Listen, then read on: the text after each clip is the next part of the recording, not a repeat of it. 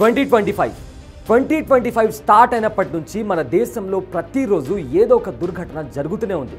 అది కుంభమేళ కావచ్చు, ఢిల్లీలోని రైల్వే స్టేషన్లో జరిగిన స్టాంపిడ్ కావచ్చు, రాయల్ ఛాలెంజర్స్ బెంగళూరు గెలిచిన తర్వాత బెంగళూరులో జరిగిన స్టాంపిడ్ కావచ్చు, నిన్న మొన్నటి వరకు జరిగిన అహ్మదాబాద్లో జరిగిన ఫ్లైట్ క్రాష్ ల్యాండ్ కావచ్చు, అదేవిధంగా కేదార్నాథ్కి దేవుణ్ణి దర్శించుకుందామని వెళ్ళే 7 పర్యాటకులు చనిపోయిన దృశ్యాలు కావచ్చు, అండ్ ఆల్సో మన హైదరాబాద్లో జరిగిన గుల్జార్ హౌస్ ఫైర్ యాక్సిడెంట్ వరకు ప్రతిరోజు మన దేశంలో మనుషులు చనిపోతూనే ఉన్నారు. రోజు ఏదో ఒక దుర్ఘటన జరుగుతూనే ఉంది. సో ఇలాంటి పరిణామాలు జరుగుతున్న నేపథ్యంలో ట్రైన్ ఎక్కాలన్నా భయపడుతున్నారు, ఫ్లైట్ ఎక్కాలంటే భయపడుతున్నారు. సరే ఏం చేయకుండా భోజనం చేద్దామనుకునే స్టూడెంట్స్ కూడా ఫ్లైట్ క్రాష్ ల్యాండ్ అయ్యి అక్కడ అన్నం తింటున్న టైంలో కూడా ఎంతోమంది మెడికల్ స్టూడెంట్స్ ప్రాణాలు కోల్పోయారు. ఈ చాలామంది కూడా పెళ్లి చేసుకొని కొత్త కొత్త ప్రదేశాలకు వెళ్తున్న వాళ్ళు చనిపోతున్నారు. అండ్ ఆల్సో పెళ్ళైన తర్వాత ఫర్ ది ఫస్ట్ టైం తన హస్బెండ్ని కలుసుకుందాం లేదా తన వైఫ్ని కలుసుకుందాం అని చెప్పి ఇతర దేశాలకు వెళ్ళడానికి సిద్ధంగా ఉన్న ఎంతోమంది అమాయక ప్రజలు మన దేశంలో ఇవాళకి కూడా చనిపోతూనే ఉన్నారు. అయితే దీనికి కారణాలు ఏంటి? దీనికి ఎవరు బాధ్యులు? మన ఫేట్ అంటే మనం అంతవరకే మన లైఫ్ ఉందా, లేదా అధికారుల ఏవైతే ఇర్రెగ్యులారిటీస్ ఉన్నాయో లేదా దాని కారణంగా జరిగిందా, లేదా మనం చేసే కొన్ని తప్పిదాల వల్ల జరిగిందా అంటే దానికి సమాధానం ఇంతవరకు ఎవరి దగ్గర నుంచి కూడా రావట్లేదు. అయితే 2025 నుంచి జనవరి నుంచి ఏవైతే జరుగుతున్నాయో ఇవాల్టి వరకు కూడా జరిగిన ప్రతి దుర్ఘటనకి ప్రతి ఒక్కరూ చేతులు జోడించి దేవుడా మాకు చాలు, ప్లీజ్ ఇక ఆపే అంటూ కూడా వేడుకుంటున్నారు. ఎందుకంటే అలాంటి ఎప్పుడు చూడని దుర్ఘటనలు మన దేశంలో చోటు చేస్తున్నాయి. అయితే లెట్స్ స్టార్ట్ విత్ కుంభమేళ. జనవరిలో కుంభమేళ మన దేశంలో జరిగింది. చాలామంది కూడా తమ దేహంతో కాకుండా ఆత్మతో తమ ఆత్మని శుద్ధి చేసుకోవాలంటూ కూడా చాలామంది కుంభమేళ కోసం అని చెప్పి వెళ్ళారు. అయితే అక్కడ జరిగిన గందరగోళం కావచ్చు, తొక్కిసలాట కావచ్చు, లేదా ఇన్ఫర్మేషన్ సరిగ్గా అందక జనాలు ఒకరినొకరు తోసుకొని దగ్గర కూడా 100 మందికి పైగా జనాలు చనిపోయారని చెప్పి కూడా కొన్ని మీడియా సంస్థలు కూడా రిపీట్ చేశాయి. అయితే ఇక్కడ జనాలు దేనికోసం వెళ్ళారు? వాళ్ళ ఆత్మను శుద్ధి చేసుకోవడం కోసం వెళ్ళారు, దేవుణ్ణి ప్రార్థించడం కోసం వెళ్ళారు.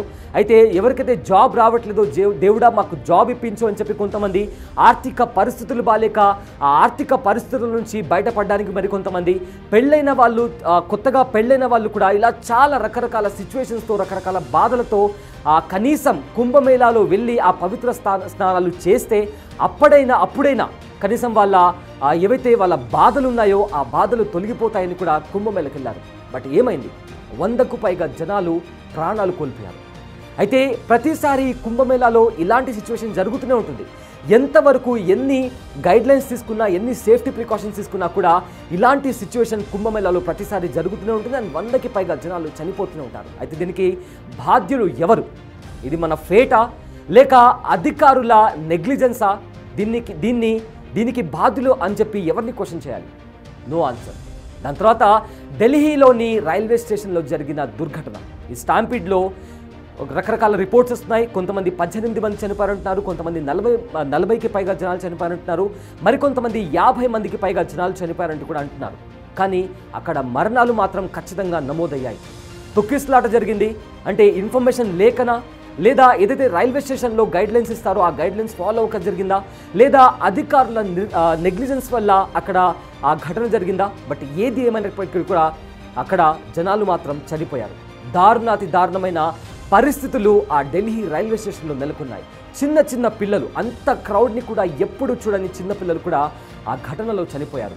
అండ్ అప్పుడే పెళ్లి చేసుకున్న చాలామంది కూడా, అంటే అప్పుడే పెళ్లి చేసుకుని ఆ విహారయాత్రకు వెళ్ళేవాళ్ళు, జాబ్ కోసం నా ఆఫీస్కి ఇప్పుడు కొన్ని నిమిషాల్లో చేరుకుంటాను అని జాబ్ కోసం చేరుకునేవాళ్ళు, అండ్ తమ కూతురునో కొడుకునో వెళ్ళి కలవాలి అనుకునేవాళ్ళు. ఇలా రకరకాల హోప్స్తో, రకరకాల డ్రీమ్స్తో మరికొద్దిసేపట్లో మా ఇష్టమైన వాళ్ళను, మేము ప్రేమించే వాళ్ళను కలవడానికి వెళ్తున్నామని ఎంతో ఆనందంతో అక్కడ వెయిట్ చేసే వాళ్ళు కూడా ప్రాణాలు కోల్పోయారు. ఆ తర్వాత ఇలాంటి ఘటన ఇదొక్కటే కాదు, ఆ తర్వాత పరిస్థితులు మారాయా అంటే లేదు. అధికారుల నిర్లక్ష్యం కూడా అదే విధంగా కొనసాగింది, అండ్ మన వైఖరి కూడా అలానే కంటిన్యూ అయింది. అండ్ ఆల్సో ఢిల్లీలో జరిగిన ఏదైతే ట్రైన్ యాక్సిడెంట్కి సంబంధించిన దుర్ఘటన మరొక ముందే ఉగ్రదాడి, పహల్గామ్లో జరిగిన ఉగ్రదాడి. అయితే బైసారన్ వ్యాలీలో చాలామంది ఆ ప్రదేశాన్ని, అందమైన ప్రదేశాన్ని చూడడానికి కూడా చాలామంది పర్యాటకులు, వాళ్ళ పేరెంట్స్తో కలిసి చాలామంది పిల్లలు, హస్బెండ్స్తో కలిసి చాలామంది వైఫ్, అప్పుడే పెళ్లి చేసుకున్న నవవధువులు కావచ్చు, కొత్త దంపతులు కావచ్చు, అండ్ పిల్లలు అంటే ఇన్ని సంవత్సరాలు కష్టపడి, పిల్లల కోసం కష్టపడి, వాళ్ళ భవిష్యత్తు కోసం కష్టపడి, ఇక రిటైర్మెంట్ వచ్చేసింది, సరదాగా గడుపుతామని అని ఎంతో ఆనందంతో కాస్త రిలాక్స్ అవుదామని వచ్చిన తల్లిదండ్రులు కూడా అక్కడ చేరుకున్నారు. అయితే అక్కడికి కొంతమంది ఉగ్రముఖులు వచ్చారు. వచ్చి విచక్షణ రహితంగా దాడికి పాల్పడ్డారు. 26 మంది ఎవరైతే ముఖ్యంగా మగవాళ్ళని, ఏకంగా మగవాళ్ళని టార్గెట్ చేశారు. టార్గెట్ చేసి 26 మందిని పొట్టన పెట్టుకున్నారు. అక్కడ ఆ ఉగ్రదాడిలో 26 మందిని వాళ్ళ మతం పేరు అడిగి, వాళ్ళ ఐడెంటిటీ అడిగి, మరీ దారుణంగా వాళ్ళ ప్యాంట్ విప్పి మరి వాళ్ళ ఐడెంటిటీని కనుక్కొని 26 మంది మగవాళ్ళను కూడా ఆ ఉగ్రవాదులు చంపేశారు. దేనికి? అక్కడ ఎవరి తప్పు ఉంది? అక్కడ ఉండాల్సిన చోట్ల అంటే రాంగ్ టైంలో అక్కడ ఉన్నారా, లేదా సెక్యూరిటీ ఫెయిల్యూరా? ఎవరిని నిందించాలి, ఎవరిని క్వశ్చన్ చేయాలి? ఏదేమైనప్పటికీ కూడా ఇవాళకి కూడా మరణాలు జరుగుతూనే ఉన్నాయి. అయితే పహల్గామ్ అంత దారుణమైన ఘటన అంటే ఎన్నడూ లేని విధంగా అక్కడికి వచ్చిన టూరిస్టుల పైన ఆ ఉగ్ర మూకలు చేసిన దాడుల్లో 26 మంది కూడా చనిపోయారు. అండ్ ఆ తర్వాత ఏం జరిగింది? ఆపరేషన్ సింధూర్. భారత బలగాలు, భారత త్రివిధ దళాలు ఆపరేషన్ సింధూర్ని చేపట్టాయి. పాకిస్తాన్, అదేవిధంగా పాకిస్తాన్ ఆక్రమిత కాశ్మీర్లో కూడా ఏవైతే ఉగ్రవాద స్థావరాలు ఉన్నాయో వాటిపైన దాడికి దిగాయి. అందులో ఆ ఉగ్రవాదులు కూడా చనిపోయారు. దాని తర్వాత పాకిస్తాన్ కూడా భారత్ పైన దాడి చేసింది. చాలామంది జవాన్లు చనిపోయారు. పోన్స్లో దారుణాతి దారుణమైన ఘటన చోటు చేసుకుంది. ఎవరైతే అమాయక ప్రజలు, మన భారతీయులపైన, అమాయక ప్రజలపైన, అండ్ ఆల్సో మన తెలుగు రాష్ట్రానికి సంబంధించిన ఒక సోల్జర్, నాయక్ అనే ఒక సోల్జర్ కూడా చనిపోయాడు. సో దీన్ని ఎవరిని క్వశ్చన్ చేయాలి? అన్ఫార్చునేట్లీ జరిగిన సిచ్యువేషనా, లేక ప్రభుత్వాల నిర్లక్ష్యమా? ఏదైతే పహల్గామ్లో దాడి జరిగిందో అక్కడ సేఫ్టీ లేకపోవడం, లేదా సెక్యూరిటీ లేకపోవడమా? ఎవరిని క్వశ్చన్ చేయాలి? అయితే ఇప్పటికీ కూడా ఆ ఘటనతో చావులు ఆగాయా అంటే లేదు, మరణాలు ఆగాయా అంటే లేదు. ఇలాంటి దారుణమైన ఘటనలు కంటిన్యూ అవుతూనే వచ్చాయి. అయితే పహల్గామ్ ఉగ్రదాడి తర్వాత మన దేశంలో మరో దారుణమైన ఘటన చోటు చేసుకుంది. అదే royal Challengers Bengaluru IPL 2025లో IPL trophy గెలిచింది. ఏకంగా 18 సంవత్సరాల తర్వాత ట్రోఫీ గెలిచింది. అఫ్కోర్స్ ఫ్యాన్స్కి ఇది ఒక పండగ వాతావరణం. ఎందుకంటే ప్రతిసారి వాళ్ళను ట్రోల్ చేస్తుంటే ఈసాల కప్పు నమ్దే అని వాళ్ళని ట్రోల్ చేస్తుంటే ఎట్టకేలకు 18 సంవత్సరాల తర్వాత రాయల్ ఛాలెంజర్స్ బెంగళూరు కప్పు కొట్టింది. సో దీనికి వాళ్ళు విక్టరీ పరేడ్ అనౌన్స్ చేశారు. పోలీసులు వార్నింగ్ ఇచ్చారు. చాలా పెద్ద మొత్తంలో క్రౌడ్ వస్తుంది, క్రౌడ్ని మేము హ్యాండిల్ చేయలేము అని చెప్పినా కూడా అక్కడికి వేలాది మంది ప్రజలు ఆ బెంగళూరులోని స్టేడియంకి చేరుకున్నారు. అండ్ క్రౌడ్ని నిజంగానే పోలీసులు కంట్రోల్ చేయలేకపోయారు. అండ్ దీంట్లో స్టాంపిడ్ జరిగి చాలా మంది చనిపోయారు. అయితే ఇందులో చిన్న పిల్లలు, ఏమీ తెలియని పిల్లలు, చిన్న పిల్లలు చనిపోయారు, యువకులు చనిపోయారు. అండ్ అప్పుడే ఉద్యోగం వచ్చి ఇంకా రెస్ట్ ఆఫ్ ది లైఫ్ మా పేరెంట్స్ని మేము బాగా చూసుకుంటామని చెప్పి చాలామంది యంగ్స్టర్స్ చచ్చిపోయారు. అండ్ వాళ్ళ పేరెంట్స్తో వచ్చి తప్పిపోయిన చిన్నపిల్లలు చచ్చిపోయారు.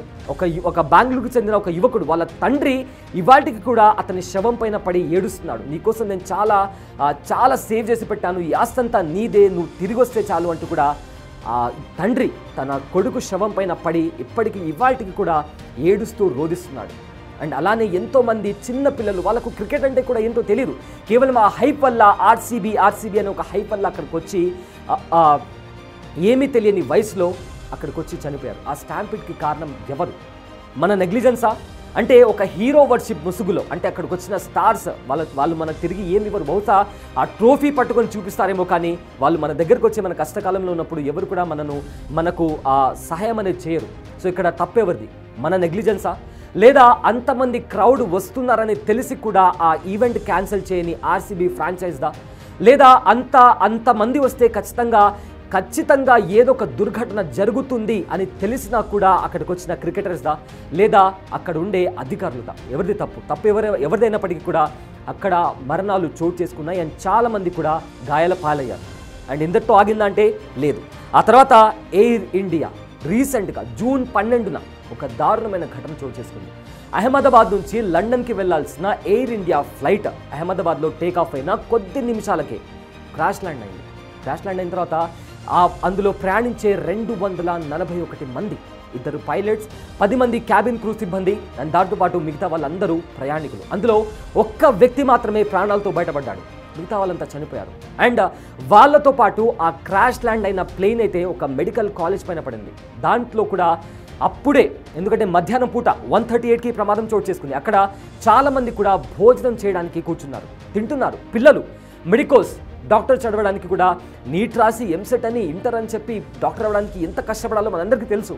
అలాంటి పిల్లలు మధ్యాహ్నం భోజనం చేసే టైంలో ఆ విజువల్స్ కూడా, వాళ్ళు అన్నం కలుపుకొని తింటున్న ప్లేట్స్ కూడా అక్కడ చెల్లాచెదురుగా పడి ఉన్న విజువల్స్ కూడా మనం చూసాం. వాళ్ళు తింటున్న టైంలో అలా ఒక ఫ్లైట్ క్రాష్ ల్యాండ్ అయ్యి అక్కడ ఎంతోమంది డాక్టర్స్, ట్రైనీ డాక్టర్స్ అండ్ అక్కడ పనిచేసే హెల్ప్ స్టాఫ్ కూడా ఇలా మొత్తం మీద కలిపి 280 మంది ప్రయాణికులతో పాటు మిగతా వాళ్ళు చనిపోయిన లెక్కల ప్రకారం 280 మంది చనిపోయారు. అండ్ చాలామంది తీవ్రంగా గాయపడ్డారు. చాలామంది కాళ్ళు తెగిపోయాయి, చేతులు తెగిపోయాయి. వాళ్ళ అంటే ఫర్దర్గా వాళ్ళు ఒక హ్యాండిక్యాప్ లాగా వాళ్ళ జీవితాలని వాళ్ళు గడపాల్సినటువంటి పరిస్థితి. ఆ తర్వాత కూడా మరొక హెలికాప్టర్ కేదార్నాథ్కి దర్శించుకోవాలి అని పూణే నుంచి కూడా ఒక హెలికాప్టర్ బయలుదేరింది, కేదార్నాథ్కి బయలుదేరింది. అందులో 7 మంది ప్రయాణిస్తున్నారు, పిల్లలు కూడా ఉన్నారు. వాళ్ళ లక్ష్యం ఏంటి? దేవుడి దగ్గరికి వెళ్ళాలి, దేవుడి దగ్గరికి వెళ్ళి దేవుడా మాకుండే కష్టాలు ఏవైతే ఉన్నాయో అవన్నీ తొలగించు, అందరినీ బాగా చూడు, ప్రతి ఒక్కరు ఏదో ఒక సమస్య ఫేస్ చేస్తున్నారు, ఎవరికి కూడా ఏ కష్టం రాకుండా చూడు అంటూ కూడా ఆ దేవుడిని అడగడానికి, ఆ కేదార్నాథ్ని దర్శించుకోవడానికి అక్కడికి వెళ్ళారు. అయితే అక్కడ వాతావరణం అనుకూలించకపోవడంతో ఆ ఫ్లైట్ ఏదైతే చాపర్ ఉందో ఆ హెలికాప్టర్ క్రాష్ ల్యాండ్ అయ్యి అందులో ఉండే 7 చనిపోయారు. దీనికి కారణం ఎవరు? అది మన అజాగ్రత్త, లేదా అదృష్టం బాలేక అలా జరిగిందా, లేదా దేని కారణంగా జరిగింది? ఏదేమైనప్పటికీ కూడా అక్కడ కూడా 7 మంది ప్రాణాలు పొందారు. అండ్ దాని తర్వాత అదే రోజు పూణేలో ఒక బ్రిడ్జ్, అంటే ఒక పర్యాటక ప్రదేశం, చాలామంది హనీమూన్ కపుల్ అక్కడికి వస్తుంటారు, చాలామంది ఫొటోస్ దిగుదామని అక్కడికి వస్తుంటారు, చాలా సరదాగా గడుపుతామని అక్కడికి వస్తుంటారు. అయితే ఏదైతే అక్కడ ఆ స్పాట్ దగ్గర ఉన్న ఒక బ్రిడ్జ్ అయితే ఉందో అది కూలిపోయి 8 మందికి పైగా చనిపోయారని ఇప్పటికే వార్తల్లో వస్తున్నాయి. ఒక బ్రిడ్జ్ కూలిపోయింది, అది కూడా పర్యాటక ప్రదేశంలో ఉన్న ఒక బ్రిడ్జ్ కూలిపోయింది. దీనికి సమాధానం ఎవరిస్తారు? దీనికి బాధ్యత ఎవరు వహిస్తారు? ఏదేమైనప్పటికీ కూడా దీంట్లో కూడా ప్రాణాలు కోల్పోయారు, చాలామందికి కూడా గాయాలయ్యాయి, చాలా తీవ్రంగా గాయపడ్డారు. బట్ ఈ దేశంలో ప్రతిరోజు 2025 స్టార్ట్ అయినప్పటి నుంచి, స్టార్టింగ్ ఫ్రమ్ కుంభమేళా టు ఈ పూణేలో జరిగిన బ్రిడ్జ్ ఇన్సిడెంట్కి సంబంధించి కూడా ప్రతిరోజు చనిపోతూనే ఉన్నారు. దేనికి? దిష్టి తగిలిందా, లేదా మన అజాగ్రత్త వల్ల ఇలాంటి సిచ్యువేషన్స్ జరుగుతున్నాయా, లేదా అధికారుల వైఫల్యం వల్ల ఇది జరుగుతుందా అంటే దీనికి నో ఆన్సర్. అంతెందుకు, మన హైదరాబాద్లో గుల్జార్ హౌస్లో జరిగిన ఫైర్ యాక్సిడెంట్లో 17 మంది చనిపోయారు. అందులో చిన్న పిల్లలు, అప్పుడే పుట్టిన 2 నెలల చిన్న బాబు కూడా ఉన్నాడు. అండ్ 7 సంవత్సరాల అమ్మాయి, 8 సంవత్సరాల అబ్బాయి, చిన్న పిల్లలు, వృద్ధులు 17 మంది చనిపోయారు. అండ్ సరిగ్గా ఫైర్కి సంబంధించి ప్రికాషన్స్ లేకపోవడం ఎక్సెట్రా రీజన్స్ కారణంగా వాళ్ళు ప్రాణాలు కోల్పోయారు. దీనికి కారణం ఎవరు? దీనికి బాధ్యత ఎవరు వహిస్తారు? ఇలా 2025 జనవరి స్టార్ట్ అయింది, ఇంకా జూనే, సరిగ్గా 6 నెలల కాలంలో కొన్ని వందల మంది ప్రాణాలు కోల్పోయారు, కొన్ని వందల మందికి గాయాలయ్యి వాళ్ళు ఇంకా ఇవాల్టి వరకు కూడా హాస్పిటల్లోనే ఉంటున్నారు. ఎనఫ్ ఈస్ ఎనఫ్ అని కూడా చాలామంది సోషల్ మీడియాలో కామెంట్ చేస్తున్నారు. చిన్నపిల్లలు, జాబ్ తెచ్చుకున్న వాళ్ళు, కాలేజ్కి వెళ్ళే వాళ్ళు, అప్పుడే పెళ్లి చేసుకొని సరదాగా గడుపుతామని వెళ్ళే వాళ్ళు, అన్ని లైఫ్ మొత్తం పిల్లల కోసం ఎన్నో త్యాగాలు చేసి సరే ఇప్పుడు డన్ రిటైర్మెంట్ తీసుకుని హ్యాపీగా బతుకుదాం అనుకునే పేరెంట్స్ నుంచి అక్కా చెల్లెళ్ళు, అన్న తమ్ముళ్ళు, పేరెంట్స్ అని చెప్పి ఇలా ప్రతి ఒక్కరూ చనిపోతూనే ఉన్నారు.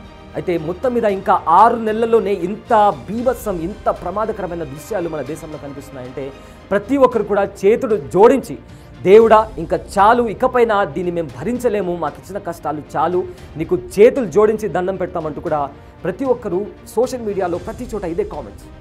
అయితే ఈ జూన్ తర్వాత ఇక జూలై స్టార్ట్ కాబోతుంది. ఇక్కడ నుంచైనా కనీసం ఏవైతే ప్రమాదాలు జరుగుతున్నాయో ఎలాంటి ప్రమాదాలు జరగకుండా చూడు అంటూ కూడా చాలామంది కూడా కామెంట్స్ చేస్తున్నారు. సో దీనిపైన మీ ఒపీనియన్ ఏంటి? మీరేమనుకుంటున్నారు? ఇలాంటి ఘటనలు 2025 నుంచి ప్రతి నెల ప్రతిరోజు మన దేశంలో ఏదో ఒక దుర్ఘటన జరిగి అమాయక ప్రజలు చనిపోతున్నారు. సో మీకేమనిపిస్తుంది? What is your point? Do let us know in comment section. And ఇలాంటి అప్డేట్స్, ఇలాంటి వీడియోస్ మీరు రోజు చూడాలనుకుంటే do subscribe to big TV. I'm Ablesh Syed. Thanks for watching. For more videos like this, subscribe Big TV channel.